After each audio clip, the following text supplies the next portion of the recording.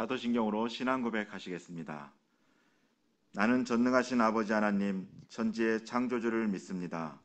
나는 그의 유일하신 아들, 우리 주 예수 그리스도를 믿습니다. 그는 성령으로 잉태되어 동정녀 마리아에게서 나시고 본디오 빌라도에게 고난을 받아 십자가에 못 박혀 죽으시고 장사된 지 사흘 만에 죽은 자 가운데서 다시 살아나셨으며 하늘에 오르시어 전능하신 아버지 하나님 우편에 앉아 계시다가 거기로부터 살아있는 자와 죽은 자를 심판하러 오십니다. 나는 성령을 믿으며 거룩한 공교회와 성도의 교제와 죄를 용서받는 것과 몸의 부활과 영생을 믿습니다. 아멘. 445장 함께 찬송하시겠습니다. 445장 함께 찬송하시겠습니다.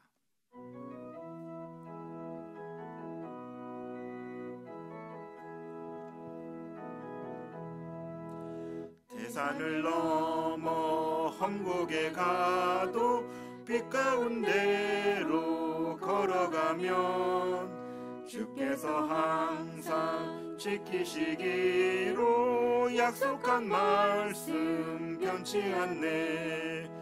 하늘의 영광 하늘의 영광 나의 맘속에 차고도 넘쳐 할렐루야를 힘차게 불러 영원히 주를 찬양하리. 캄캄한 밤에 다닐지라도 주께서 나의 길 되시고 나에게 밝은 빛이 되시니 길 잃어버릴 염려 없네. 하늘의 영광 하늘의 영광 나의 맘속에 차고도 넘쳐 할렐루야를 힘차게 불러 영원히 주를 찬양하리. 광명한 그 빛 마음의 바다 찬란한 천국 바라보고 할렐루야를 힘차게 불러 날마다 빛에 걸어가리. 하늘의 영광 하늘의 영광 나의 맘속에 차고도 넘쳐 할렐루야를 힘차게 불러 영원히 주를 찬양하리. 오늘 함께 나누실 말씀은 로마서 13장 1절로부터 14절까지의 말씀입니다. 로마서 13장 1절로부터 14절까지의 말씀을 저와 여러분이 한 절씩 교독하시겠습니다. 각 사람은 위에 있는 권세들에게 복종하라. 권세는 하나님으로부터 나지 않음이 없나니 모든 권세는 다 하나님께서 정하신 바라. 그러므로 권세를 거스르는 자는 하나님의 명을 거스름이니 거스르는 자들은 심판을 자취하리라. 다스리는 자들은 선한 일에 대하여 두려움이 되지 않고 악한 일에 대하여 되나니 내가 권세를 두려워하지 아니하려느냐. 선을 행하라. 그리하면 그에게 칭찬을 받으리라. 그는 하나님의 사역자가 되어 내게 선을 베푸시는 자니라. 그러나 내가 악을 행하거든 두려워하라. 그가 공연히 칼을 가지지 아니하였으니 곧 하나님의 사역자가 되어 악을 행하는 자에게 진노하심을 따라 보응하는 자니라. 그러므로 복종하지 아니할 수 없으니 진노 때문에 할 것이 아니라 양심을 따라 할 것이라. 너희가 조세를 바치는 것도 이로 말미암음이라. 그들이 하나님의 일꾼이 되어 바로 이 일에 항상 힘쓰느니라. 모든 자에게 줄 것을 주되 조세를 받을 자에게 조세를 바치고 관세를 받을 자에게 관세를 바치고 두려워할 자를 두려워하며 존경할 자를 존경하라. 피차 사랑의 빛 외에는 아무에게든지 아무 빛도 지지 말라. 남을 사랑하는 자는 율법을 다 이루었느니라. 간음하지 말라, 살인하지 말라, 도둑질하지 말라, 탐내지 말라 한 것과 그 외에 다른 계명이 있을지라도 내 이웃을 내 자신과 같이 사랑하라 하신 그 말씀 가운데 다 들었느니라. 사랑은 이웃에게 악을 행하지 아니하나니 그러므로 사랑은 율법의 완성이니라. 또한 너희가 이 시기를 알거니와 자다가 깰 때가 벌써 되었으니 이는 이제 우리의 구원이 처음 믿을 때보다 가까웠음이라. 밤이 깊고 낮이 가까웠으니 그러므로 우리가 어둠의 일을 벗고 빛의 갑옷을 입자. 낮에와 같이 단정히 행하고 방탕하거나 술 취하지 말며 음란하거나 호색하지 말며 다투거나 시기하지 말고 오직 주 예수 그리스도로 옷 입고 정욕을 위하여 육신의 일을 도모하지 말라. 아멘. 아버지 하나님, 오늘도 주님의 말씀 앞에 섰습니다. 하나님, 오늘 말씀을 통하여서 우리가 어떻게 그리스도인으로서 실천하고 삶에서 말씀을 적용하며 살아가야 될지를 알게 하여 주시옵소서. 날마다 결단하고 날마다 주님 앞에 엎드림으로 우리가 성도된 자로서 빛과 소금의 역할을 감당할 수 있도록 은혜를 더하여 주시옵소서. 감사드리며 존귀하신 예수 그리스도 이름으로 기도드립니다. 아멘. 오늘은 성도의 삶 세 번째 이야기, 실천하는 그리스도인이라는 제목으로 말씀을 나누려고 합니다. 어제 로마서 12장에서는 그리스도인으로서 또 성도로서 마음의 자세를 어떻게 가져야 될지, 또 마음에서부터 변화는 어떻게 시작되는지에 대한 측면에서 말씀을 나눴습니다. 오늘은 삶의 현장에서 우리가 성도로서 어떻게 살아가야 하는지에 대해서 말씀을 나누려고 합니다. 성도들에게는 두 가지 신분이 있습니다.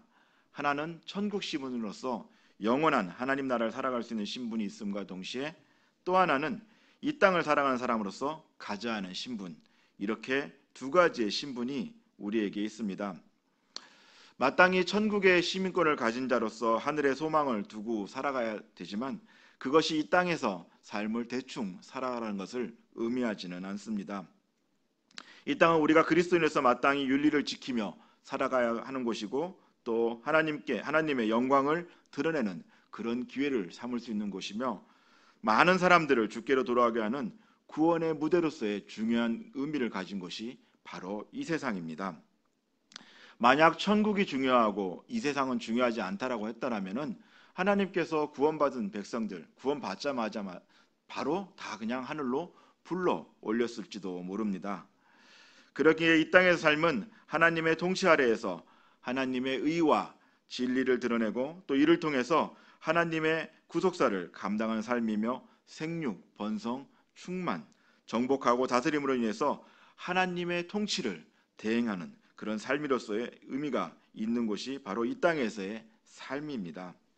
이 세상 모든 것이 하나님의 주권 아래에 있고 또 그것들로 만들어진 피조물들이기 때문입니다. 따라서 성도들은 이 땅에 세상 풍조와 시류에 따라서 살아서도 안 되지만 그렇다고 해서 모든 세상 사람들을 다 배척하고 세상 것들을 적대시하며 그렇게 불협화음을 내고 살아가서도 안 되는 것입니다. 이 세상을 살아가기 위해서는 상호 존중하는 그런 윤리가 필요합니다. 윤리는 기준에 따라서 두 가지로 나눠볼 수가 있는데요. 일반적으로 세상 사람들이 말하는 그런 윤리는 사회 구성원들 그리고 아니면 국가 간에 서로 지켜야 될 이런 규칙들, 법규들 이런 것들을 이야기합니다. 어쩌면 사람들 간에 살아가면서 필요한 최소한의 어떤 그런 법규, 최소한의 규칙, 도리라고 해도 될 것 같습니다. 또 하나는 기독교 윤리인데요. 하나님과의 관계에 있어서 또 하나님과의 어떤 관계에서 출발하기 때문에 그 기준이 높고 또 깊은 이런 윤리가 하나 있다라고 볼 수가 있습니다. 훨씬 더 이 세상 윤리보다 고결하고 품격이 있는데요. 왜 그러냐면은 예를 한번 들어볼게요. 만약에 어떤 사람이 다른 사람을 마음으로 미워한다고 가정을 해봅시다. 그러면 내가 그것을 바깥으로 표내지 않고 그냥 마음속으로만 미워한다고 해서 세상의 윤리나 세상의 법으로는 그 사람을 정죄할 수가 없습니다. 세상의 윤리는 마음으로만 품었던 걸 가지고 처벌할 수는 없는 것이죠. 그런데 기독교 윤리, 이 하나님과의 관계에 있어서 윤리는 어떻습니까?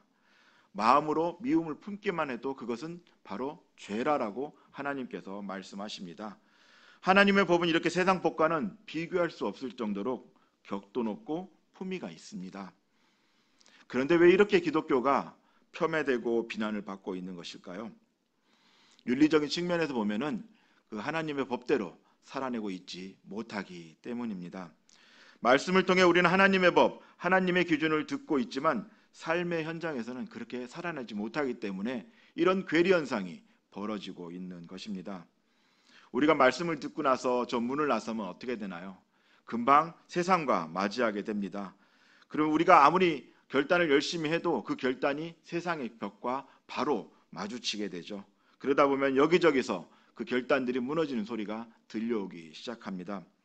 그렇게 무너지고 나면 이제는 브레이크 없는 자동차처럼 질주하거나 남에게 상처를 주거나 혹은 내가 상처를 입히고 그런 일들이 계속해서 반복되는 것을 볼 수 있습니다.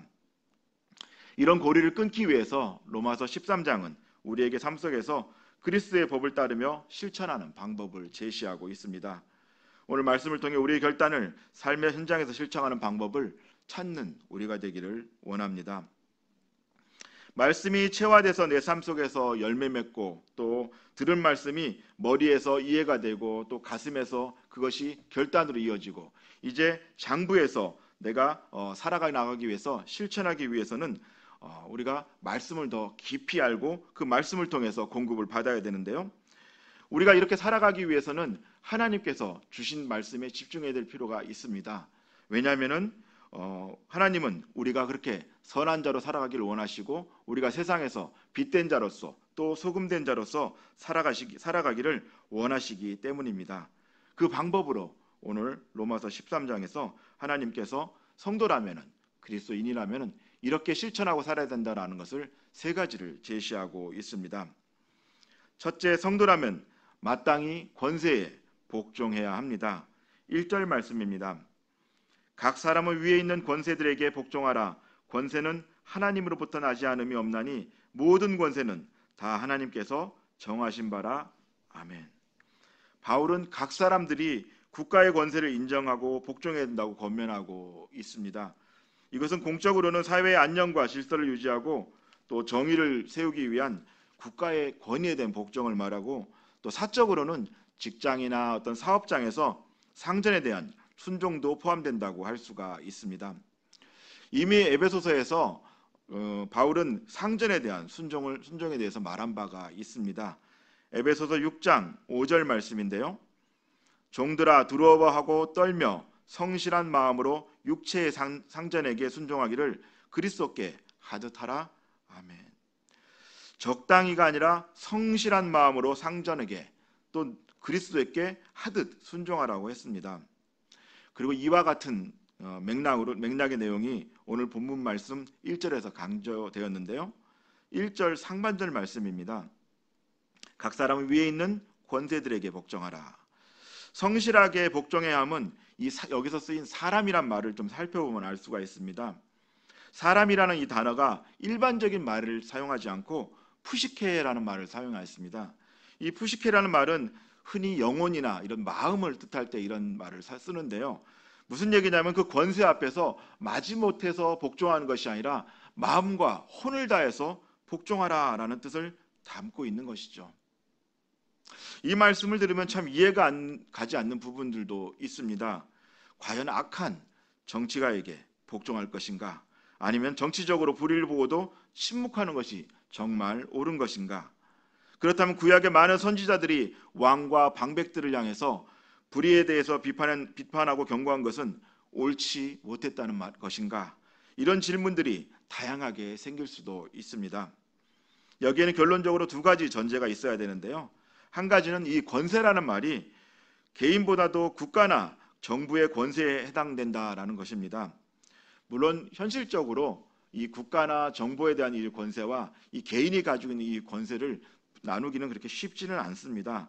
그렇지만 바울은 국가나 정부의 이런 권세에 대해서는 인정하고 있으면서도 왕이나 방백 등 위정자에 대한 비판의식은 필요하다고 생각하고 있습니다. 또 한 가지는 비판을 한다고 해서 기준이 내가 돼서는 안 된다는 것입니다. 내가 완전하지 않고요. 내 생각이 무조건 옳지도 않습니다. 그런데 그것으로 기준을 삼고 이야기를 한다면은 다른 사람들이 불편하게 되고 연합하기도 어려우며 그 모임은 계속해서 갈라지게 됩니다.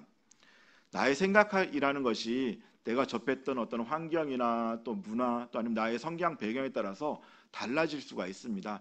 각 사람마다 자라온 곳이 다르기 때문에 그렇게 형성된 것들이 서로 같을 수가 없죠.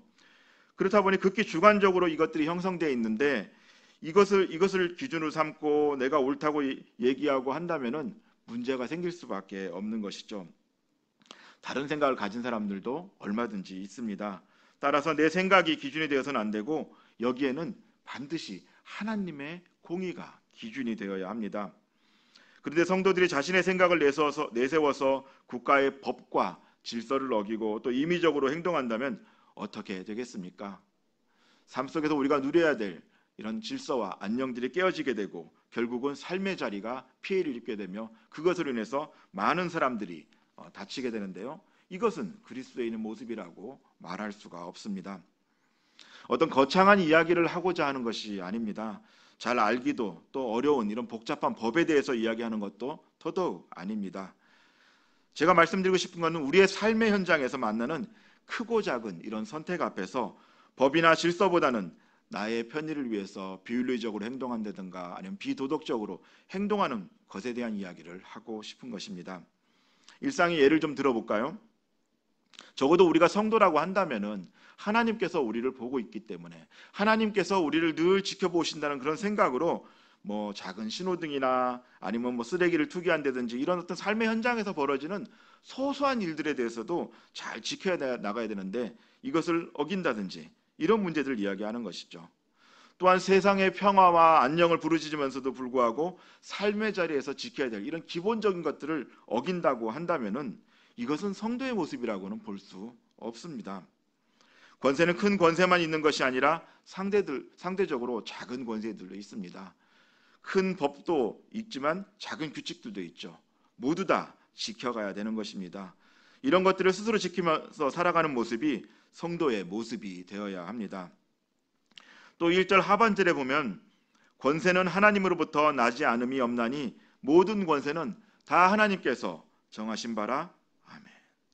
바울은 이 정하신 바라라는 단어를 사용해서 세속의 권세가 하나님에 의해서 정해지고 주어진 것이기 때문에 성도가 정부의 권세를 인정하고 그것을 통해 제정된 법과 질서들을 지켜야 할 이유가 여기에 있다라고 제시하고 있습니다. 이 권위들을 무시하고 사람마다 자기가 옳게 생각하는 대로 무리를 지어 행동한다면 이 세상은 무법천지가 될 것이고 안정된 삶을 기대하기 어렵게 됩니다. 하나님께서 이러한 무질서를 막고 평안을 위하여 권세를 주신 것임을 알고 성도라고 한다면 그 권세에 대해서 복종하며 살아가야 합니다. 2절 말씀입니다. 한 목소리로 함께 읽겠습니다. 시작. 그러므로 권세를 거스르는 자는 하나님의 명을 거스름이니 거스르는 자들은 심판을 자취하리라. 아멘. 우리는 이 말씀을 바로 이해하기 위해서 두 가지 사실을 유념해야 합니다. 하나는 하나님께서 역사의 주관자이시라는 것과 또 하나는 하나님께서 권세를 허락하신 목적이 공공성에 있다는 것입니다. 그렇기 때문에 하나님은 이 목적을 위해서 언제든지 주권자를 세웠다가 또 끌어내리기도 하시고요. 또 하나님께서 이가 예를 들어 여기에 적합하지 않다라고 한다면은 바꾸어 버리기도 하십니다. 그렇기 때문에 우리가 판단하여서 하나님보다 앞서서 행동해서는 안 되는 것입니다. 그렇다면 그 권세가 잘못 사용되어질 때는 어떻게 해야 할까요? 하나님의 때를 기다리며 기도해야 합니다. 믿지 않는 사람들은 하나님을 모르기 때문에 기도하지 않습니다. 하나님을 아는 성도들이 기도합니다. 그러니까 무슨 얘기냐면 우리가 기도하지 않으면 아무도 기도할 사람이 없다는 이야기입니다. 우리가 마치 습관적으로 나라와 민족을 위해 기도하는 것이 아니라 정말 이 국가와 민족이 하나님 앞에 바로 설 수 있도록 이 권세자들이 하나님 앞에서 바른 정치를 할 수 있도록 기도해야 되는 이유가 바로 여기에 있는 것입니다. 그것이 성도들의 사명이고 그리스도인으로서의 모습입니다. 둘째, 성도라면은 이웃에게 사랑을 전하며 살아가야 합니다. 8절 말씀입니다. 피차 사랑의 빛 외에는 아무에게든지 아무 빛도 지지 말라. 남을 사랑하는 자는 율법을 다 이루었느니라. 아멘. 8절부터 10절은 우리의 삶의 자리에서 이웃에 대해 이웃이 성도에 대해서 어떻게 대처해야 되는지, 어떻게 그들을 상대해야 되는지에 대해서 말씀하고 있습니다. 이 말씀은 조금 더 면밀하게 살펴보는 것이 좋습니다. 구약 시대에는 가난한 사람들이 빚을 얻어 써야 했고 또 율법도 이를 인정했기 때문에 이와 관련된 규정들이 굉장히 많았죠. 그렇기 때문에 여기에 아무 빚도 지지 말라라는 말에는 재정적인 의미에 대한 빚만 있는 것이 아니라 이것을 좀 자제시키기는 표현이긴 하지만 이 말 속에는 윤리적 채무 뒤에 나오는 사랑의 빚을 강조하기 위해서 이런 표현을 사용한 것입니다. 바울이 사랑의 빚을 지는 것을 강조한 것은 빚의 속성 때문에 그런 건데요. 빚을 지면 어떤가요? 빚의 속성은 꼭 갚아야 됩니다. 빚을 졌다라고 한다면 반드시 갚아야 되는 속성이 이 빚이라는 속성 안에 들어있는 것이죠. 그러니까 만약에 사랑의 빚을 지게 되면 어떻게 돼요? 이것을 돌려주게 됩니다. 그러니까 내가 누군가의 사랑의 빚을 지게 되고 그러면 그 빚을 갚고 또 그가 그것을 돌려줌으로 말미암아서 계속해서 이 사랑이 확산되어 나가야 된다는 것이 이 바울의 생각이었고 그것을 염두에 둬서 이런 표현을 한 것입니다. 사랑의 빚은 사랑 말고는 변제할 방법이 없기 때문입니다. 그리고 이웃사랑의 구체적인 내용도 제시하는데요. 9절 말씀입니다. 간음하지 말라, 살인하지 말라, 도둑질하지 말라, 탐내지 말라 한 것과 그 외에 다른 계명이 있을지라도 내 이웃을 내 자신과 같이 사랑하라 하신 그 말씀 가운데 다 들었느니라. 아멘. 10계명 중 이웃사랑에 해당하는 이 구절을 통해서 내가 성도라면 어떻게 이웃사랑을 해야 되는지에 대해서 구체적인 방법을 제시하고 있는데요. 또한 이웃이란 말에 대한 것도 좀 집중할 볼 필요성이 있습니다. 이 말은 교회 공동체 안에 있는 사람뿐만이 아니라 나의 삶의 자리에서 나와 관계를 맺고 있는 모든 사람을 다 지칭하는 말이 이 이웃이라는 말입니다. 그러니까 나의 사랑, 내가 그리스도께 받은 사랑이 나를 통해서 그 이웃에게까지 교회에 있는 이 성도뿐만이 아니라 나와 관계를 가지는 많은 사람에게까지 흘러나가야 된다라는 것을 이야기하고 있는 것이죠. 그리스도의 사랑이 나의 인격과 삶을 지배하고 하나님의 뜻에 따라 살겠다고 결단하였다면 나의 사랑이 내가 받은 사랑이 흘러나가야 되고 또 나를 통해 상처받는 사람이 없도록 늘 조심하고 또 조심하고 살펴야 합니다. 10절 말씀입니다. 사랑은 이웃에게 악을 행하지 아니하나니 그러므로 사랑은 율법의 완성이니라. 아멘. 자, 사랑이 율법의 완성이라고 말씀을 하는데요. 여기서 완성하다라는 뜻이 가득 채워지다 또 넘치게 하다라는 뜻입니다. 문자적으로 보면 그릇에 가득 차서 넘친다라는 것인데요. 율법이라는 그릇에 차고 계속해서 넘치는 것을 의미하고 있는 것입니다. 우리가 성도라고 한다면은 악을 행하지 않는 것은 물론이요 적극적으로 사랑을 흘러보내야 합니다. 차고 넘치도록 흘러보내야 되죠. 우리 모두는 이미 하나님께 차고 넘치도록 사랑의 빚을 진 자들이기 때문입니다. 셋째로 성도라고 한다면은 종말을 준비하는 삶을 살아야 합니다. 11절 말씀입니다. 또한 너희가 이 시기를 알거니와 자다가 깰 때가 벌써 되었으니 이는 이제 우리의 구원이 처음 믿을 때보다 가까웠음이라. 아멘. 우리가 이 땅에 살고 있음에도 잊지 말아야 할 것은 반드시 종말이 있다는 사실입니다. 우리는 궁극적으로 천국의 시민권을 가진 성도들이죠. 앞서서 우리가 적극적으로 권세들에게 복종하고 또 이웃에게 악을 행하지 않아야 하는 것은 우리의 최종의 목적지가 여기가 아니라 하늘에 있기 때문입니다. 그렇기에 우리의 결단을 계속해서 유보하고 또 뒤로 미뤄서는 안 되는 것이죠. 다음에 사랑하자, 다음 기회에 베풀자, 이렇게 하다가는 어느새 다가온 그런 마지막 시간 앞에서 내가 당황하게 될지도 모릅니다. 주님의 때를 알지는 못하나 매일이 종말인 것처럼 우리는 그렇게 살아가야 합니다. 내가 죽고 나서 종말이 올지 아니면 내 생에 올지 아무도 장담하지 못합니다. 이것은 하나님의 아들이신 예수님께도 감추어진 상태라고 말씀하셨을 정도로 비밀에 붙여진 일입니다. 그렇지만 반드시 일어날 일입니다. 그렇게 우리는 늘 종말을 준비하는 자로서 살아가야 합니다. 예수님의 재림도 그러하지만 개인적인 세상의 시간도 마찬가지입니다. 때가 있는 것이죠. 영원히 이 땅에서 살아갈 사람은 없습니다. 우리가 구속사를 감당하고 하나님의 뜻대로 성화를 이루며 살아가는 것도 이 땅에서 한시적인 시간 안에서 이루어져야 합니다. 무한적으로 시간이 주어진 사람이 없기에 또 시작이 있으면 마지막이 있음을 알기에 그때를 준비해야 합니다. 지혜로운 자나 어리석은 자나 똑같이 다 마지막을 맞이합니다. 그러나 그 마지막이 어떻게 준비되느냐에 따라서 그 결과는 완전히 달라지게 됨을 보게 됩니다. 우리가 마음으로 결단하였다면 이제 삶의 자리에서 실천하는 일을 뒤로 미뤄서는 안 됩니다. 지금 당장 이것이 나의 주어진 절호의 기회임을 잊지 마시길 원합니다. 12절 말씀입니다. 함께 읽겠습니다. 시작. 밤이 깊고 낮이 가까웠으니 그러므로 우리가 어둠의 일을 벗고 빛의 갑옷을 입자. 아멘. 밤이 깊었다고 하니 이제 곧 날이 밝아올 것입니다. 보통 동트기 전이 가장 어둡다고 하죠. 밤이 깊었다는 말은 이 시간이 다 되었음을 뜻하는 것입니다. 시간이 다 되었으니까 우리 보고 이제 결단해야 되지 않겠느냐라고 바울이 재촉을 하고 있는 것이죠. 그동안의 어둠에서 벗어나 이제는 빛으로 나와 영적 전쟁을 치르시길 원합니다. 죄에 대해서 미온적으로 대처했다면 종말을 준비하는 마음으로 단호하고 그리고 빠르게 끊어내야 합니다. 곧 날이 밝아오기 때문입니다. 13절 말씀입니다. 낮에와 같이 단정히 행하고 방탕하거나 술 취하지 말며 음란하거나 호색하지 말며 다투거나 시기하지 말고. 아멘. 성도라면 항상 자신이 속해 있는 삶의 자리에서 거룩한 주님의 모습을 닮아가기 위해 힘써야 합니다. 사회의 모범이 되어야 되며 늘 그를 통해서 그리스도의 향기가 드러나야 합니다.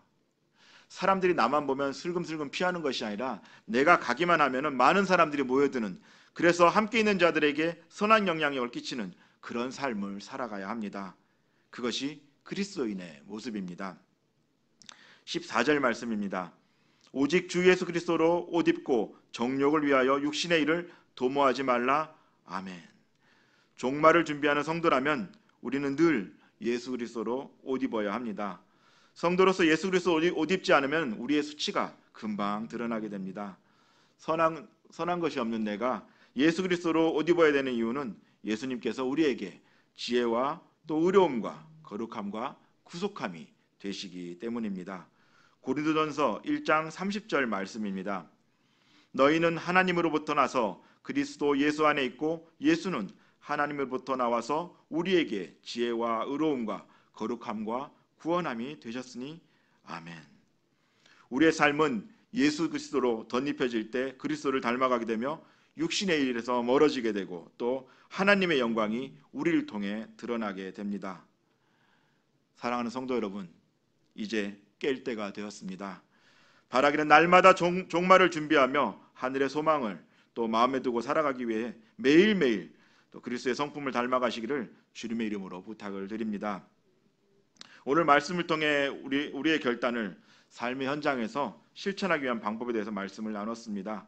성도라고 한다면은 권세에 복종하고 또 마음으로 작은 질서에서부터 지키는 그런 결단을 해야 합니다. 또 이웃에게 그리스도의 풍성한 사랑을 넘치도록 나누며 전하며 그렇게 살아가야 하고요. 또 마지막으로 늘 종말을 준비하는 삶을 살아야 합니다. 그리고 그 중에서 가장 바탕이 되는 것이 이 세 번째 있는 종말을 준비하는 삶의 자세입니다. 이것이 기본이자 바탕이 되어야 됩니다. 우리가 이 땅에서 말씀을 듣고 마음으로 결단하며 삶의 자리에서 실천하며 성도로서 또 그리스도인으로서 살아갈 수 있는 때가 무한정 주어져 있는 것이 아닙니다. 분명히 끝이 있고 그 이후에는 반드시 종말이 있고 심판이 있습니다. 그렇기에 우리의 삶은 이 땅의 삶뿐만이 아니라 이 세상 너머의 삶을 바라보며 살아가야 합니다. 바라기는 천국의 시민권에 있는 성도라면 천국의 시민답게 또 이 땅에서 하나님 나라를 확장하는 데 마음을 다하며 살아가는 모두가 되시기를 주님의 이름으로 축원드립니다. 기도하겠습니다. 아버지 하나님 감사를 드립니다. 우리에게 생명을 허락하시고 하나님 이 땅의 권세자들에게 복종할 수 있는 마음을 주시고 또 이웃을 돌아볼 수 있게 하시고 하나님 또 마지막 때를 준비할 수 있게 도와주심에 감사를 드립니다. 하나님 우리가 이 결단한 것들이 하나님 앞에서 바로 세워지길 원합니다. 이제는 이것이 마음에 머무르지 않고 우리 삶 속에서 실천되길 원하며 하나님 우리가 늘 종말을 준비하는 마음으로 이 세상을 살아갈 수 있도록 도와주시옵소서. 그래서 아버지 하나님 이 땅에서의 구속사가 우리를 통해서 펼쳐지게 하시고 그리스도의 사랑이 우리를 통해 흘러가게 하시고 하나님 우리가 접한 모든 이웃들이 우리를 통하여서 평안을 누릴 수 있도록 그런 삶을 살 수 있도록 하나님 우리를 사용하여 주시옵소서. 그 일에 헌신된 사람들 주님께서 세우셨사오니 사용하여 주시오며 하나님 그를 통하여서 하나님의 의를 이루어가 주시옵소서. 감사드리며 존귀하신 예수 그리스도 이름으로 기도드립니다. 아멘.